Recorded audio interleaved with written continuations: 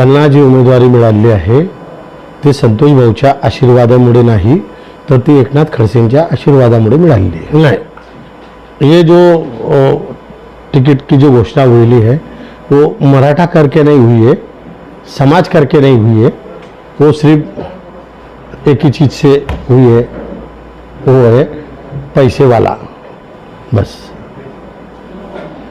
बहुत जर आपल्याला तिकीट नाही मिळालं तर आपण बंडखोर करणार का पक्षाला? मी तिथे सर्व सांगितलं ना, जे काही आहे ते मी सांगितलं। 21 तारखेला पवार साहेबांना भेटून निर्णय सांगून आणि मग पुढे कार्य करणार हे मी अगोदर सांगितलं, आणि 24 तारखेला फॉर्म भरणार हेही सांगितलं।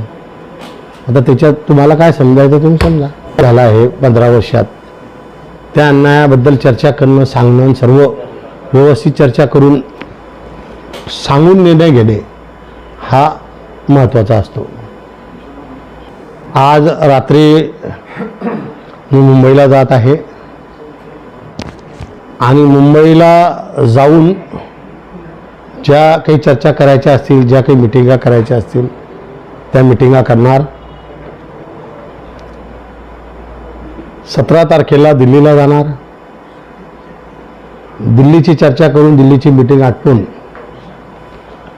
मी दिल्लीवरून अकोल्याला जाणार आणि अकोल्याहून आल्यानंतर सर्व लोकसभा मतदारसंघातल्या भेटीगाठी सुरू करणार। नांदुऱ्यापासून, मलकापूरपासून, तर मग त्या पद्धतीने पूर्ण रावेर लोकसभा मतदारसंघ मी 21 तारखेपर्यंत सर्व विशिष्ट लोकांच्या ज्या काही भेटीगाठी आहे त्या भेटीगाठी घेणार। 21 तारखेला पवार साहेब आल्यानंतर पवार साहेबांची भेट घेणार आणि त्यानंतर मग निर्णय जाहीर करणार।